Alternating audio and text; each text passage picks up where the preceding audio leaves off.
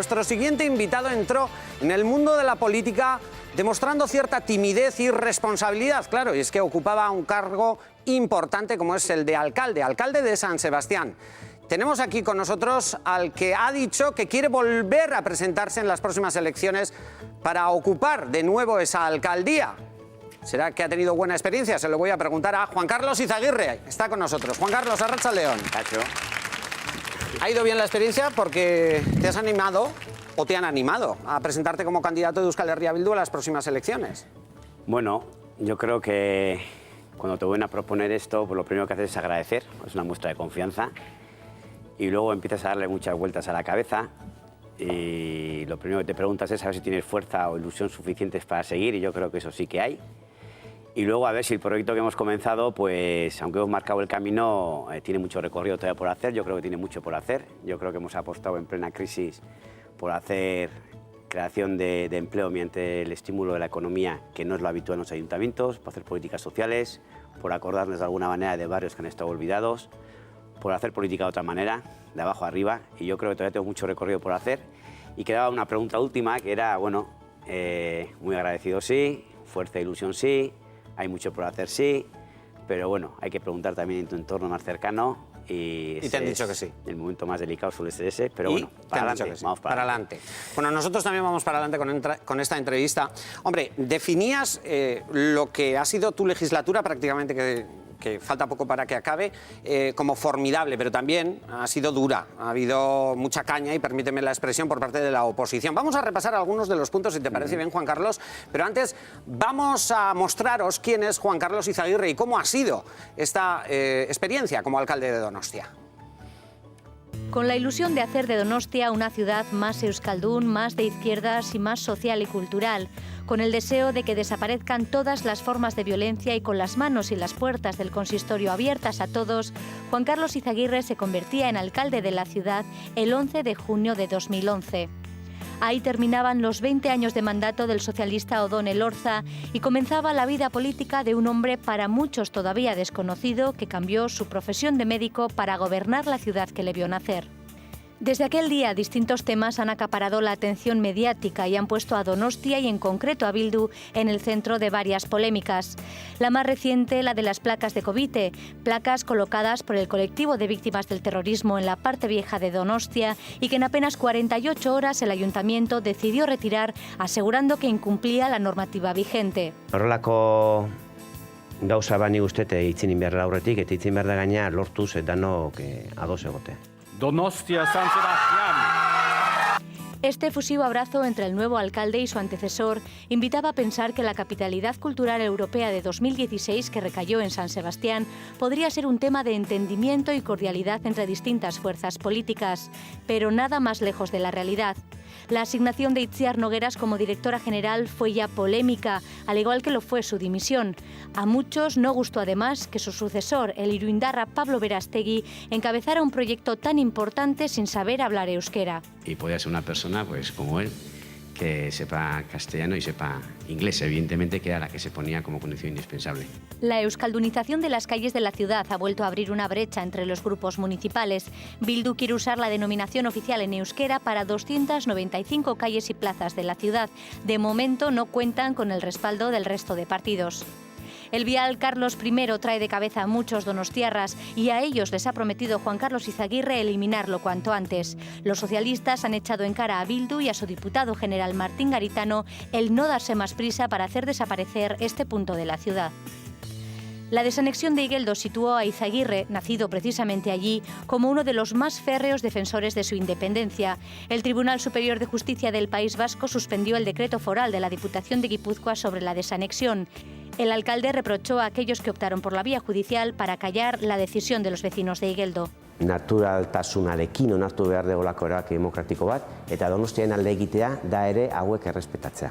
A pesar de tantos quebraderos de cabeza, pero quizá gracias a los muchos buenos momentos vividos como alcalde, Juan Carlos Izaguirre ha anunciado que volverá a ser candidato a la alcaldía de Donostia por EH Bildu. Juan Carlos, hemos, de alguna manera, si no sintetizado, hemos puesto lo que son algunos de los puntos, informativamente hablando, importantes, lo que ha pasado, ¿no? Vamos a ir desgranándolo, porque naturalmente que hemos visto polémica, pero en algunos puntos o algunos temas que empezaron con polémica, ahora, a día de hoy, parece ser que hay acercamientos. Vamos a dar información también a los ciudadanos que nos ven. Empiezo por el tema de las placas. La placa de Covite, concretamente, ya lo habéis visto en el vídeo, os recuerdo, Covite puso una placa, concretamente en una calle, en la calle San Lorenzo de Donostia, porque allí murieron a manos de ETA Miguel Paredes y Elena Moreno. Tú ya anunciaste que ibas a retirar la placa y así lo habéis hecho desde el ayuntamiento. ¿Has hablado con Consuelo Ordóñez o con alguien de Covite para arreglar este asunto? A ver, yo en este tema... Y me parece un tema muy delicado, porque el tema de las víctimas yo creo que a veces se trata sin la suficiente seriedad y sin el suficiente sosiego. Yo lo primero decir que respeto a todas las víctimas, por supuesto, también a estas dos. Y yo creo que a Covite una invitación a que cuando queramos, cuando quieran, pues estemos tranquilamente hablando. Alguna vez ha participado en alguna iniciativa del ayuntamiento. Y ofrecerle pues, cualquier espacio que tiene el ayuntamiento, cualquier edificio, pues, para hacer los homenajes que crean oportunos. Y luego, a ver, el tema de las víctimas, yo creo que estamos en una fase nueva. Yo creo que en este construir convivencia y construir paz, el tema de las víctimas es importante, no es el único, pero es importante. Y yo creo que ahí tenemos que trabajar muchísimo, nos queda muchísimo recorrido por hacer, y yo creo que hay que trabajar con unas premisas puestas encima de la mesa. Una es no tener ningún reparo en ver qué se han hecho en otros sitios en los que ha funcionado y compartir con otras ciudades, otros países, pues cómo lo han hecho, ¿no? Y yo creo que en la mayoría de los sitios en los que han trabajado con éxito el tema de las víctimas y la convivencia, han buscado pues, lenguajes en los que sentirse todos comunes, han buscado de alguna manera foros en los que se sientan todos más o menos cómodos. Lo han hecho siempre de una manera inclusiva, sin excluir.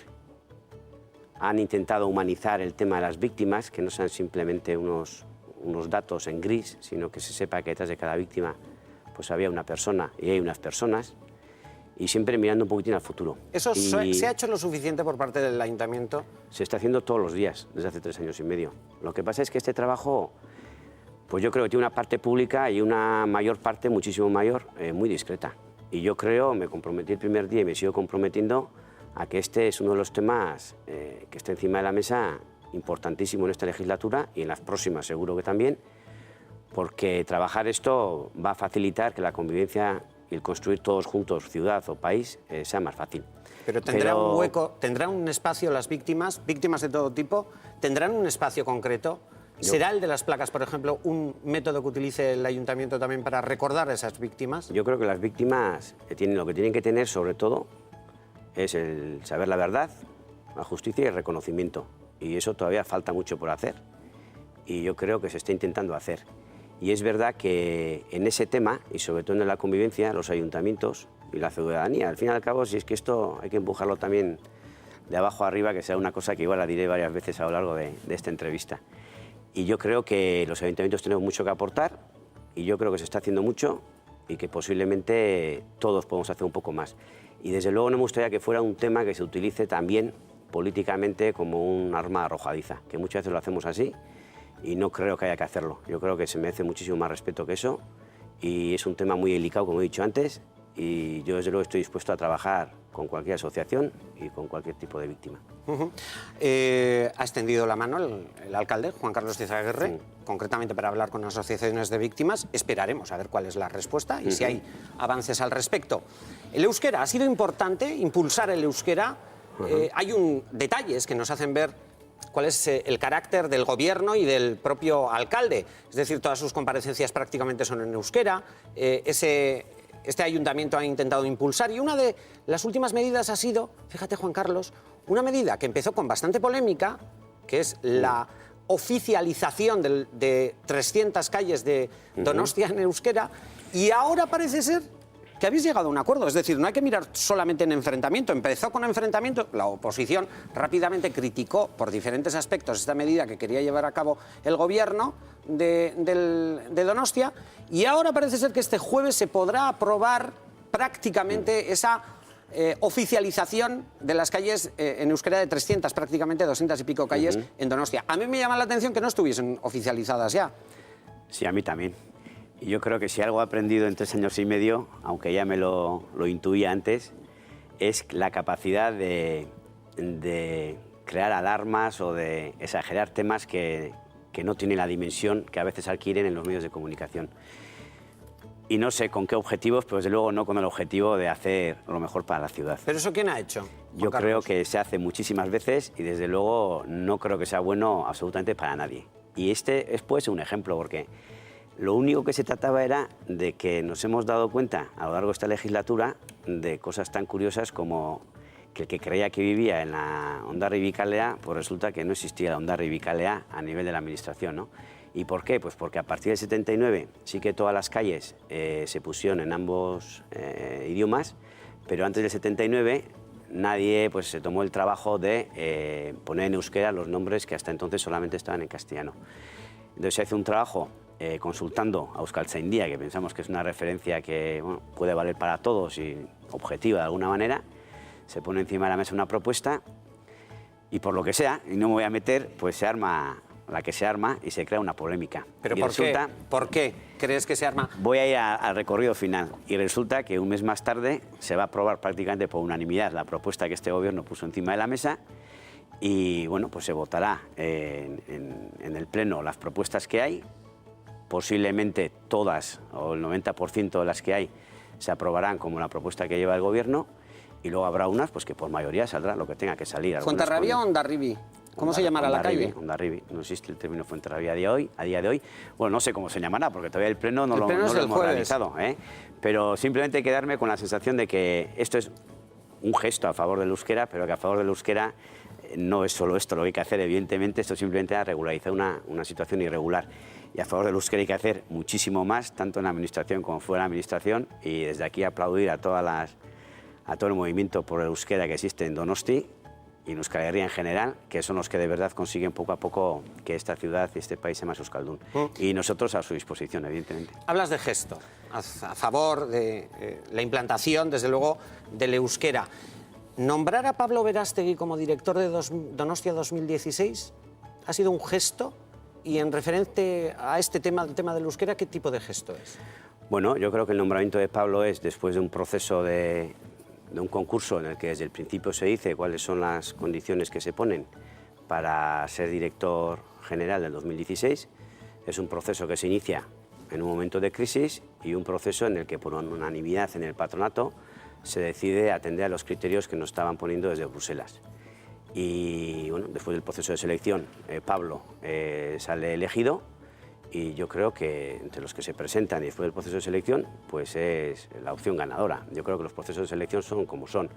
A mí me gustaría recordar que en el 2016, desde que estamos nosotros, porque antes no se habían hecho procesos de selección, pero desde que estamos nosotros ya han entrado pues más de 27 personas por procesos de selección, en las que sí se ha pedido siempre el euskera. En este caso no se pidió, pero esto yo no creo que ponga, vamos, en peligro en absoluto la apuesta por el euskera de este proyecto del 2016, de esta ciudad y de este gobierno en concreto, ¿no? Por lo tanto, ¿no te parece que es sacrificar el euskera con el nombramiento de Berastegui? No. Porque no sepa euskera. Además, yo creo que la actitud de Pablo para con el euskera, desde el momento de las entrevistas personales que se les hace, es correcta. De hecho, está aprendiendo euskera ahora. Entonces, bueno, pues Pablo no sabe euskera a día de hoy. Posiblemente en 2016 sabrá bastante más euskera que hoy, con lo cual nos alegramos. Y yo creo que lo que tiene que hacer es trabajar para que el 2016 sea el proyecto que tiene que ser. Entre los ejes principales del 2016 está el impulso a todas las lenguas minoritarias europeas, incluyendo el euskera. Y estamos seguros de que lo va a hacer así. Te he dicho lo de sacrificar el euskera porque no he sido yo quien lo ha definido así, es decir, tomar esa decisión de nombrar a Pablo Berastegui como director. Lo hizo el propio presidente de Sortu. Y es que eso quiere decir, Asier Arraiz lo dijo, que esta era una decisión equivocada y que suponía sacrificar el euskera en aras del consenso. Han venido, Juan Carlos, incluso desde ámbitos relacionados con la izquierda abertzale, desde la propia, o sectores de la propia izquierda abertzale, críticas por ello. Es verdad que cuando estás en el patronato negocias muchas cosas en todos los patronatos. A veces se hacen públicas algunas de las discusiones y otras veces no. Y es verdad que tienes que jugar buscando consensos. Ahí no hay ninguna discusión en cuanto a que suele ser así. Y también es verdad que a mí, pues todos los movimientos a favor del euskera, todas las asociaciones que hay a favor del euskera, me parece muy bien que tengan las alarmas encendidas y que critiquen lo que consideran que es criticable. Yo creo que la Pero es que crítica... igual les molestaba, perdóname, Juan Carlos, que fuese Juan Carlos Izaguirre quien tomase esa decisión junto Bueno, con otras. Juan Carlos, igual, ¿me entiendes? sí, que la izquierda sí, sí. abertzale se podría haber sentido, o gente de la izquierda abertzale, incluso de Sortu, el propio Seir Arraiz, defraudado contigo. Bueno, yo creo que he explicado donde tenía que explicar la decisión tomada, públicamente también lo he dicho, y yo creo que es una decisión que había que tomarla en ese momento. Yo siempre he dicho que gobernar trae, entre otras cosas, tener que tomar decisiones, y las decisiones que tomas a lo largo de estos 3 años y medio, 4 años, pues tienes de todo tipo. Pero yo creo que lo importante es saber en qué dirección avanzas, cuál es tu objetivo y no desviarte de ese objetivo. Y yo creo que en 3 años y medio estamos haciendo muchísimo por el euskera desde el gobierno municipal. Yo creo que así se reconoce además desde diferentes movimientos en pro del euskera. Y yo creo que, bueno, decisiones que se toman, pues me parece muy bien además que se critiquen, como otras críticas que nos hacen, siempre y cuando sean razonadas, porque también tenemos muchas críticas totalmente irracionales. Dime Pero una. bueno, ¿Cuál? te podría poner Dime miles una. de ejemplos. Pues mira, el otro día oí que lo único que hemos hecho por el turismo en esta ciudad es cursos de bertsolarismo para los turistas y excursiones en patinete a Igeldo a ver vacas. ¿Eso quién lo dijo? Bueno, lo dijo un concejal del ayuntamiento, y de escuchar eso, pues bueno, no sé, puede incluso parecer cómico, pero sinceramente yo creo que los debates políticos debemos de considerar la política como una cosa seria en la que todos intentamos hacer lo mejor por nuestra ciudad. Y aunque no coincidamos en muchas cosas, pues cada uno que ponga sus argumentos encima de la mesa, que luego se vote y, ¿por qué no?, que se consulte a la ciudadanía más de una vez, que eso no sé si hablaremos luego. Pero Sí, vamos a hablar de consulta a la ciudadanía enseguida. Y lógicamente es inevitable hablar de Igeldo, pero va a ser enseguida. Que los debates sean, por favor, razonados, Sí, y poniendo argumentos encima de la mesa y no diciendo sinsentidos o acusaciones totalmente fuera de tono. En turismo ha ido bien este año, ¿no? Creo, para Donostia. El turismo ha ido bien todos los años y encima yo creo que, bueno, que es motivo de alegría, pero yo creo que es más motivo de alegría que en plena crisis, hemos pasado 3-4 años de crisis muy duros, y que el Ayuntamiento de Donosti pues ha triplicado la ayuda que da en ayudas sociales, ha puesto incluso dineros que tenían que poner otros, ha multiplicado por 7, de 1 millón a 7,5 millones este año, el trabajo que hace por estimular la economía, no ha hecho recortes ni en cultura ni en euskera, ha apostado por la participación. Yo creo que son eso las cosas importantes de la ciudad. Y luego ha hecho una apuesta muy importante en inversiones, de ir a zonas más castigadas de Donosti, a barrios totalmente castigados, como pueden ser Martutene o Txomin, que todavía están en riesgo de inundación cada vez que llueve mucho, y todo eso lo ha hecho en plena crisis. Esas son las cosas importantes que a veces no salen en estos reportajes, que salen más las cosas polémicas, pero en el día a día se hace mucho por la ciudad. Hombre, a los alcaldes les gusta sacar las cosas bonitas, es lógico. Pero obviamente hay, por ejemplo, vecinos que no están tan contentos. Y has hablado de algunos barrios, pero no has hablado de Amara. ¿Qué va a pasar con el viaducto de Carlos I? Porque los vecinos enfadados están. Sí. Por un lado, demuestran su enfado porque mira que llevan años. De hecho, parece ser que todo daba vía libre, normativamente hablando, legislativamente hablando, y en cuanto a ejecución de obras para quitar ese viaducto de Carlos I. Y de repente nos encontramos, o los vecinos se encuentran, con unas declaraciones tanto de Larraitz Ugarte, la diputada de carreteras, como del propio diputado general, diciendo no tendrán que esperar. ¿Qué va a pasar? Bueno, nosotros cuando llegamos al gobierno, y hemos hecho ya varias giras por todos los barrios y pueblos de Donosti, y en Amara uno de los grandes temas que pusieron desde el principio fue el de Carlos I, porque es verdad que no es solamente el tema de la entrada de muchos coches y el ruido que se genera, sino que desestructura el barrio de alguna manera, ¿no? Y nosotros eso lo apuntamos como en Amara una de las grandes reivindicaciones que hay. Lo que pasa es que cuando gobiernas para toda una ciudad, también es verdad que al día siguiente vas a otro barrio, luego a otro, y te das cuenta de realidades muy diferentes y luego te toca priorizar. Y yo creo, antes se ha hablado de la zona del Urumea, zona muy castigada en la que estamos gastando un montón de dinero para poder actuar, tanto para evitar inundaciones en el río como para crear un nuevo barrio en Txomin a una cota superior. Tenemos otras actuaciones también en marcha, con unos gastos comprometidos, como era Tabacalera, la estación de autobuses, o barrios también bastante castigados, como puede ser Alza, Herrera o Añorga, que también hay una serie de actuaciones, o Loyola, que también tienen una obra reciente paralizada que también les desestructura el barrio, y entonces tú tienes que empezar a priorizar. Entonces nosotros decimos que esa actuación hay que hacerla, pero hay que hacerla por una parte priorizando bien y por otra dando una solución que sea satisfactoria para todos. Tampoco vale quitar el problema de ahí y derivarlo a otra zona de la ciudad. Yo creo que hay que estudiar muy bien si se suprime esa entrada de la ciudad, qué consecuencias va a tener en otros sitios y qué solución le damos. O sea, que esos vecinos tienen para largo, que esperen para largo. Te pregunto, Juan Carlos. Sí, pero no me cortes, no te corto, te pregunto. Si se soluciona mañana, mejor que pasado mañana. Pero os digo una cosa, nosotros tenemos que en nuestros presupuestos priorizar, y hemos priorizado en obras, ya te he dicho, sobre todo los barrios más castigados, y cuando exigimos a otras administraciones que tienen la competencia, como es en este caso, que prioricen las obras, pues tenemos también clarísimo que hay obras también dentro de Donosti que tenemos que exigir que se hagan ya, como es en Loyola, por ejemplo, el topo, cómo ha quedado la obra del viaducto con la nueva estación, que nos parece que es vergonzoso. Y Carlos I en la Diputación, cuando estamos, les decimos Donosti con asuntos de la Diputación, Carlos I como prioritario. Pero no se resolverá a corto plazo. Nosotros intentaremos que sí. No sé lo que habrán entendido los vecinos, son las palabras del alcalde.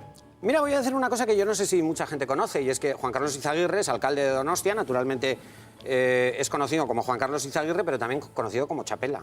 Sí. ¿Y dónde te conocen sobre todo como Chapela?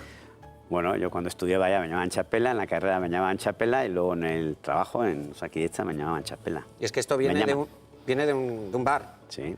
De un bar en Igeldo. Por cierto, ¿Igeldo qué es? Porque sigue siendo cautelarmente... Un bar en el que no se vendían calamares. En el que no se vendían calamares. Y alguien ya sabrá, igual porque lo digo, pero bueno.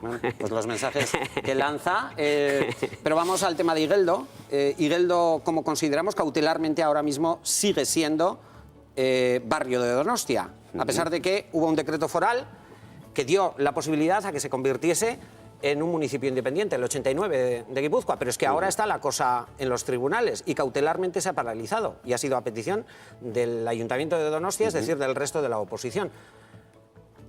¿Qué va a pasar con Igeldo? ¿Qué les dices a los igeldotarras y donostiarras que te están viendo? Así la frase que has dicho todo seguida puede generar confusión. Vamos a Yo creo aclararlo. que hay que identificar, ¿no?, a todos los protagonistas. Yo creo que la decisión de lo que va a ser Igeldo o no Igeldo, o sea, esa decisión de un nuevo municipio no lo toma la Diputación. Los recursos que se presentan efectivamente el Ayuntamiento en contra de esa decisión porque la mayoría del Pleno así lo quiere. Luego está el papel del Gobierno, el Gobierno municipal, lo que ha dicho siempre es que apuesta por respetar lo que digan los igeldotarras. Y esto creo que es un principio básico democrático que no entendemos cómo se puede poner en duda por parte de muchos, además, que lo ponen o lo utilizan mucho pues, para otros ámbitos, ¿no?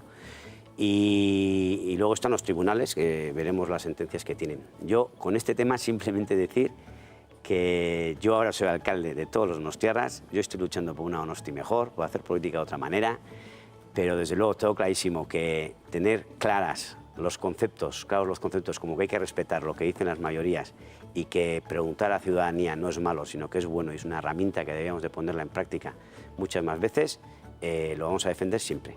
Y en este caso se hizo así y algunos pues, no estaban de acuerdo con el resultado y hicieron lo que hicieron. Bueno.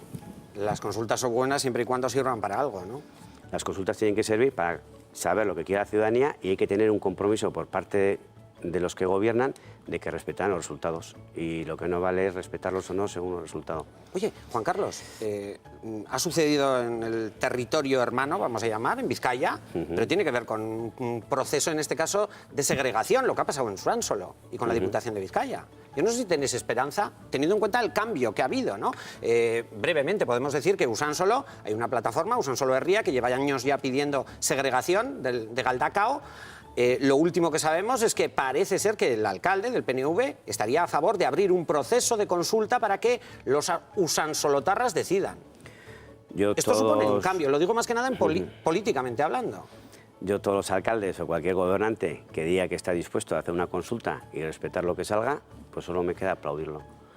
Pero la Diputación parece ser que estaría dispuesta, la Diputación de Vizcaya, o por lo menos así lo dijo José Luis Bilbao. Pues es que me parece lo correcto. O sea, no sé qué quieres que te diga. Yo no sé si creéis que el PNV aquí adopte un cambio también al respecto. Yo no el PNV, sino el PNV, el Partido Socialista, el Partido Popular y todos los partidos que se presenten o que existan. Y nosotros mismos creo que tendríamos que tener clarísimo que preguntar a la ciudadanía es bueno y que respetar lo que digan, hay que respetarlo. Como principio, vamos, es que no hay Y mucho que más decidan discutir. los higueldotarras, que ya hicieron una consulta.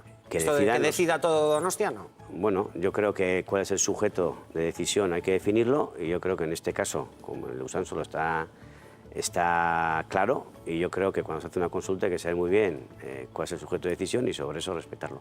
Oye, no sé si has visto la decisión de Ivo Nareso, el alcalde de Bilbao, de solicitar que Bilbao, San Mamés, sea sede de la Copa del Rey.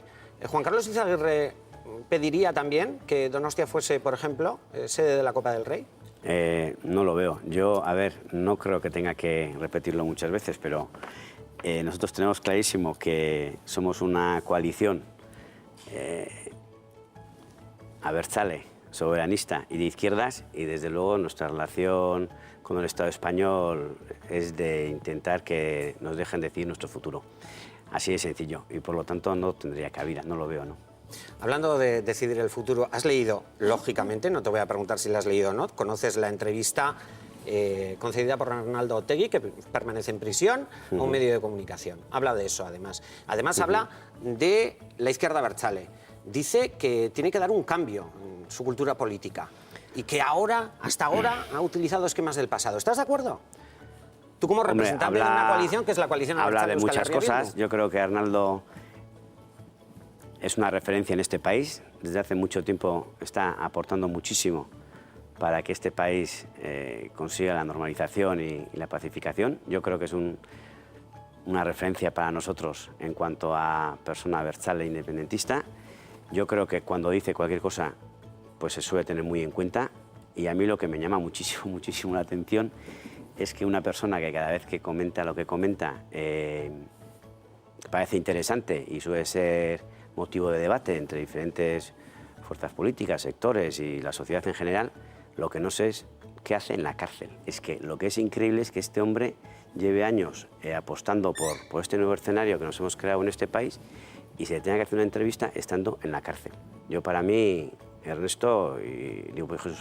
Arnaldo Otegi y el resto de los detenidos de Bateragune y todos aquellos que están detenidos por hacer política, pues luego deberían estar en la calle y que estos debates y estas ideas que tienen, pues se pongan encima de la mesa para debatirlas, porque evidentemente dice cosas muy interesantes. Pero entre otras cosas, sí. entre otras cosas dice una cosa muy interesante, que igual va en la línea de lo que me has preguntado, que es que hay que hacer mucho caso a lo que dice el pueblo, igual dejando un poco al margen partidismos. Yo creo que esto es una observación muy, muy oportuna. Pero eso Yo es creo autocrítica por parte de la izquierda abertzale. ¿Es una invitación a la izquierda abertzale que tiene que hacer un cambio teniendo no en cuenta sé, cuál es la ya me nueva gustaría situación? tenerlo aquí para preguntarle exactamente qué quería decir ¿tú con qué esto. crees? Pero bueno, ¿Tú qué crees? Yo creo que la autocrítica y la crítica siempre es sana, si es razonada, como decía antes, y yo creo que hacer autocrítica también, bueno, todo el mundo no está mal.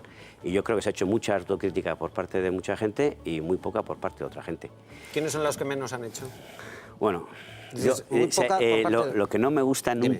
nunca, y me suele costar, es intentar poner mal a alguien o criticar a alguien Pero es que justo no está delante. identificar también, ¿no? Es justo identificar. Estamos hablando Yo creo que en el quizás proceso, de familias políticas o de en- partidos políticos. En el proceso de este nuevo escenario que está creando en Euskal Herria, se ha hecho mucho por parte de un sector de la sociedad y muy poco por parte de, bueno, pues por ejemplo, el gobierno español, el gobierno francés o por partidos que están en estos gobiernos.